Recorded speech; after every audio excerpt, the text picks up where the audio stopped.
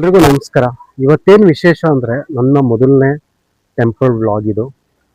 ಇನ್ನೊಂದು ವಿಶೇಷ ಏನಂದರೆ ನಾನು BA ಸೌಂದರ್ಯ ಕಾಲೇಜಲ್ಲೇ ಓದಿದ್ದು. ಹಾಗೆ ಸೌಂದರ್ಯ ಕಾಲೇಜ್ ಬಳಿ ಇರೋ ಸೌಂದರ್ಯ ಲೇಔಟ್ ಹತ್ರ ಬಂದಿದ್ದೀನಿ. ಅಲ್ಲಿ ನಮ್ಮ ಕೀರ್ತನ್ ಕುಮಾರ್ ಸರ್ ಹಾಗೂ ಕೀರ್ತನ್ ಕುಮಾರ್ ಸರ್ ಅವ್ರ ತಂದೆ ಮಂಜಪ್ಪ ಸರ್ ಅವರು ವೆಂಕಟೇಶ್ವರ ಸ್ವಾಮಿ ದೇವಸ್ಥಾನನ ನಿರ್ಮಾಣ ಮಾಡಿದ್ದಾರೆ. ಸೊ ನಾನು ಯಾಕೆ ಇದನ್ನೇ ಮೊದಲನೇ ಒಂದು ಟೆಂಪಲ್ ವ್ಲಾಗ್ ಆಗಿ ತೋರಿಸ್ಬಾರ್ದು ಅನ್ನೋದು ಒಂದು ಮನಸ್ಸಿಗೆ ಬಂತು. ಸೊ ಇವತ್ತು ನಾನು ತೋರಿಸ್ತಾ ಇದ್ದೀನಿ, ಬನ್ನಿ. ಇದೇ outside view of Soundarya college temple. ಹಾಗೆ ಇಲ್ಲಿ ಚಪ್ಪಲಿ ಬಿಡೋಕೆ ಜಾಗ ಕೂಡ ಇದೆ. ಸೊ ಇಲ್ಲಿ ಯಾರು ಕೂಡ ಚಪ್ಪಲಿ ಕಾಯಕಂತ ಇಲ್ಲ, ಬಟ್ ಯಾವುದು ಚಪ್ಪಲಿ ಕೂಡ ಕಳ್ತನ ಆಗಲ್ಲ, ಅದೊಂದು ನಾನು ಹೇಳ್ಬೋದು. ಹಾಗೆ ಇದೆ ಸೌಂದರ್ಯ ವೆಂಕಟೇಶ್ವರ ಸ್ವಾಮಿ ಟೆಂಪಲ್ ಫ್ರಂಟ್ ಸೈಡ್ ವ್ಯೂ.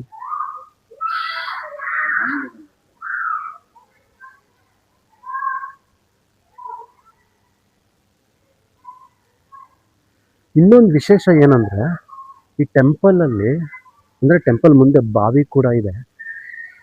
ನೀವು ಆಗಿನ ಕಾಲದಲ್ಲಿ ನೋಡ್ಬೋದು, ಜನಗಳು ಬಾವಿಯಿಂದನೇ ನೀರು ಸೇದಿ ದೇವರಿಗೆ ಅಭಿಷೇಕ ಮಾಡ್ತಿದ್ರು. ಬಟ್ ಇಲ್ಲಿ ಆ ಟ್ರೆಡಿಷನಲ್ ವೇ ಅಂತ ಏನು ಹೇಳ್ತೀವಿ ಅದನ್ನ ಇವರು ಅಳವಡಿಸ್ಕೊಂಡಿದ್ದಾರೆ. ಹಾಗೆ ಕೂಡ ಪಾಲನೆ ಮಾಡ್ತಿದ್ದಾರೆ ಕೂಡ. ಅಂದರೆ ಬಾವಿಯಿಂದ ನೀರು ತಂದು ಡೈಲಿ ವೆಂಕಟೇಶ್ವರ ಸ್ವಾಮಿಗೆ ಅಭಿಷೇಕ ಕೂಡ ಆಗುತ್ತೆ, ಜಲಾಭಿಷೇಕ. ಹಾಗೆ ಈ ದೇವಸ್ಥಾನದಲ್ಲಿ ಗಮನಿಸ್ಬೋದು 4 ನಲ್ಲಿ ಇದೆ. ಬಟ್ ಎಲ್ಲ ದೇವಸ್ಥಾನದಲ್ಲೂ ಬರೀ ಕಾಲು ತೊಳ್ಯಕ್ಕೆ ಮಾತ್ರ ಹಾಕಿರ್ತಾರೆ. ಬಟ್ ಇಲ್ಲ ಆಗಲ್ಲ, ಕಾಲು ತೊಳ್ಯಕ್ಕೆ ಸಪ್ರೇಟ್ನಲ್ಲಿ ಕೈ ತೊಳ್ಕೊಬೋದು. ಇಲ್ಲಿ ಸಿಂಕ್ ಕೂಡ ಮಾಡಿದ್ದಾರೆ. ಸೊ ಒಂಥರ ರಿಚಾಗಿ ಕಟ್ಸಿದ್ದಾರೆ ಅಂತಲೇ ಹೇಳ್ಬೋದು. ನಾನು ನೈಟ್ ಹೊತ್ತು ಬಂದಿರೋದ್ರಿಂದ ಸೊ ಹೇಗೆ ವ್ಯೂ ಕಾಣುತ್ತೋ ಗೊತ್ತಿಲ್ಲ, ಯಾರು ಬೇಜಾರಾಗ್ಬಿದೆ ಅಷ್ಟೇ. ಬನ್ನಿ ಒಳಗಡೆ ಹೋಗಿ ದರ್ಶನ ಮಾಡಿಸ್ತೀನಿ. ಎಂಟ್ರೆನ್ಸ್ ಅಲ್ಲೇ ತುಳಸಿ ಗಿಡ ಕೂಡ ಇದೆ.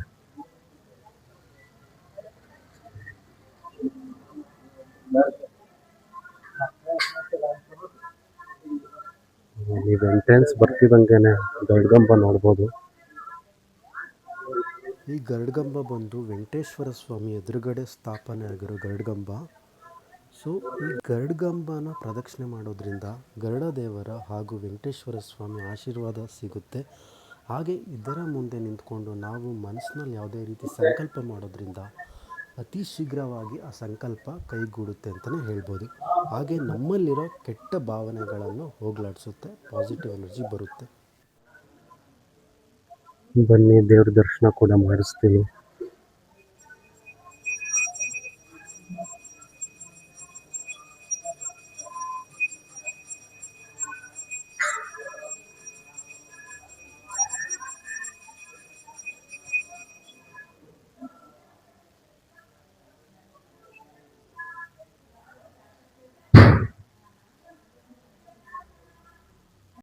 ಹಾಗೆ ನೀವು ನೋಡ್ಬೋದು ವೆಂಕಟೇಶ್ವರ ಸ್ವಾಮಿ ಎದುರುಗಡೆನೆ ಗರುಡ ದೇವರು ಕೂಡ ಇದ್ದಾರೆ.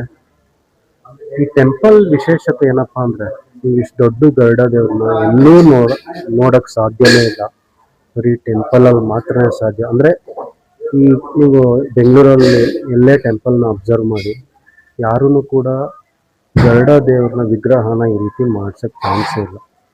ಸೊ ಅದು ಈ ಸೌಂದರ್ಯ ಲೇಔಟಲ್ಲಿರೋ ವೆಂಕಟೇಶ್ವರ ಸ್ವಾಮಿ ದೇವಸ್ಥಾನದಲ್ಲಿ ನೀವು ನೋಡ್ಬೋದು.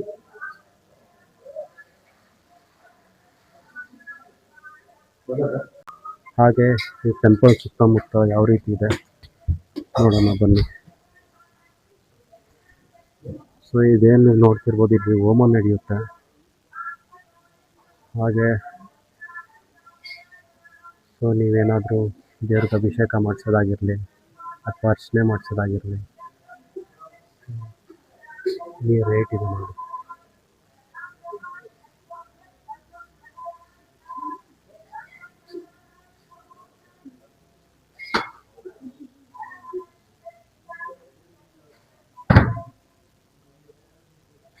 ಗಣಹೋಮ ಆಗಿರಲಿ, ಸತ್ಯನಾರಾಯಣ ಸ್ವಾಮಿ ಪೂಜೆ ಆಗಿರಲಿ, ಪ್ರತಿಯೊಂದಕ್ಕೂ ಅದ್ರ ಪ್ರೈಸ್ ಹಾಕಿರ್ತಾರೆ.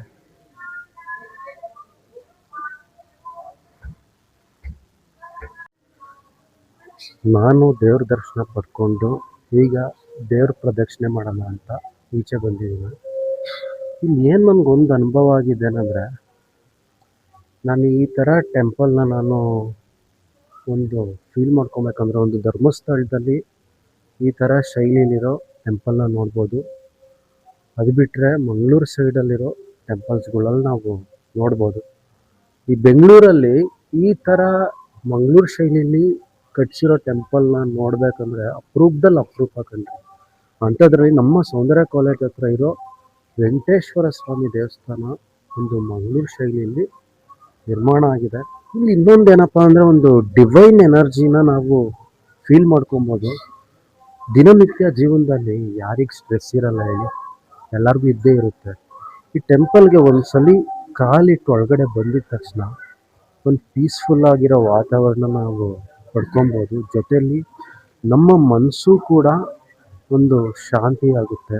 ಒಂದು ಏನೇ ಒಂದು ಬೇಜಾರಾಗಿರಲಿ, ಒಂದು ದುಃಖ ಆಗಿರಲಿ, ಅಥವಾ ನೆಮ್ಮದಿನೇ ಇರಲ್ಲ, ಬೇಜಾರಾಗಿರ್ತಾರ ನೋಡಿ, ಅಂಥವ್ರು ಈ ಟೆಂಪಲಲ್ಲಿ ಅಟ್ಲೀಸ್ಟ್ ಒಂದು ಟೈಮ್ ವಿಸಿಟ್ ಮಾಡಿದ್ರೆ ಎಷ್ಟೋ ನೆಮ್ಮದಿ ಸಿಗುತ್ತೆ ಕಣ್ರಿ. ಆ್ಯಕ್ಚುಲಿ ಇದು ನನ್ನ ಎಕ್ಸ್ಪೀರಿಯನ್ಸ್ ಕೂಡ. ನಾನು ಸುಮಾರು ಸಲ 3 ಟೈಮ್ಸ್ ಏನೋ ನಾನು ವಿಸಿಟ್ ಮಾಡಿದ್ದೀನಿ. ಅದು ಬಿಟ್ಟರೆ ಇವತ್ತು ವ್ಲಾಗ್ ಮಾಡಬೇಕಂತಲೇ ಮತ್ತೊಂದು ಸಲ ಇದು ವಿಸಿಟ್ ಮಾಡ್ತಿರೋದು ನಾನು.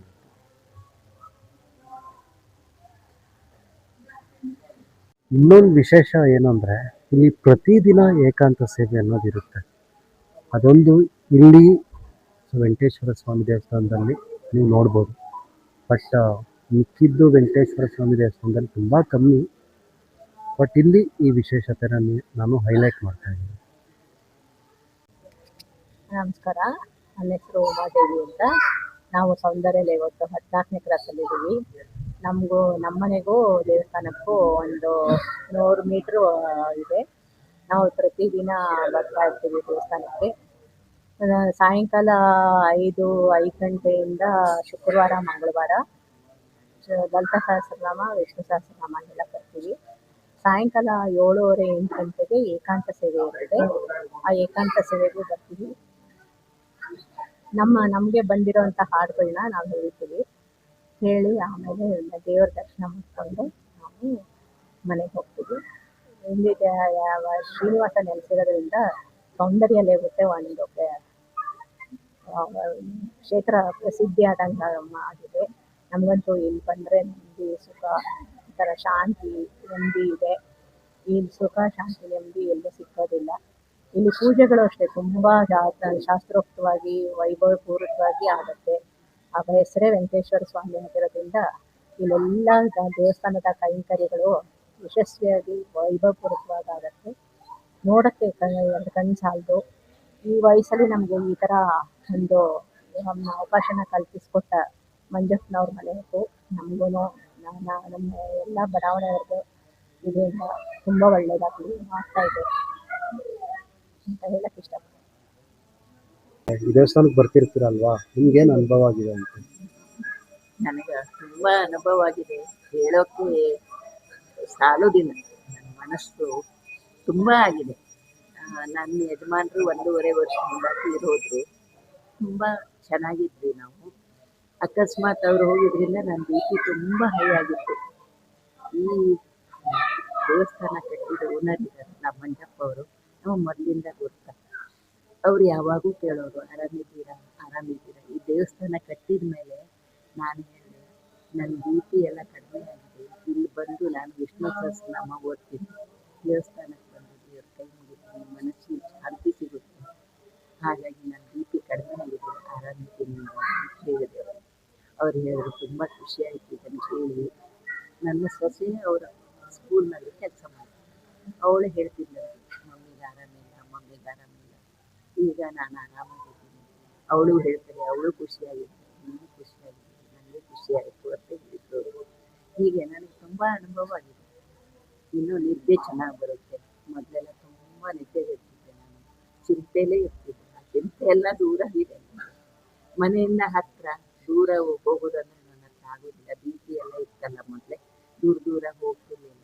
ಈಗ ಹೋಗ್ತಾ ಇದ್ದೀನಿ ಎಲ್ಲ ಕಡೆ, ಎಲ್ಲ ಮನೆಗೂ ಹೋಗ್ತಾ ಇದ್ದೀನಿ. ನಮ್ಮದೆಲ್ಲ ನವರಾತ್ರಿ ಒಳಗೆ ಇದು ಓದ್ತಾರೆ, ಲಲಿತಾ ಸಹಸ್ರನಾಮ, ವಿಷ್ಣು ಇದನ್ನೆಲ್ಲ ಓದ್ತಾರೆ, ಭಜನೆ ಮಾಡ್ತೀವಿ. ಅತ್ತಿ ಮನೆಯಲ್ಲಿ. ಆವಾಗ ಅಲ್ಲೆಲ್ಲ ಹೋಗ್ಲಿಕ್ಕೆ ಶುರು ಮಾಡಿದ್ದೀನಿ. ಎಲ್ಲ ಬಂದ್ ಮಾಡ್ಕೊಂಡ್ಬಿಟ್ಟಿದ್ದೆ. ಈ ದೇವಸ್ಥಾನ ಆದ್ಮೇಲೆ 4 ಮಂದಿ ಸಂಗ ಕೂತ್ಕೊಳ್ಳೋದು ಹೇಳೋದು ಶುರುವಾಗಿತ್ತು. ಚೆನ್ನಾಗಿ ತುಂಬಾ ಚೆನ್ನಾಗಿ. ನಾನಂತೂ ಪ್ರಸಾದ ಇಸ್ಕೊಂಡೆ, ಕೇಸರಿ ಬಾತ್ ಪ್ರಸಾದ. ಸೊ ಇದು ದೇವಸ್ಥಾನ ಹೊರಗಡೆ ಬರೋ ದಾರಿ ಇದು.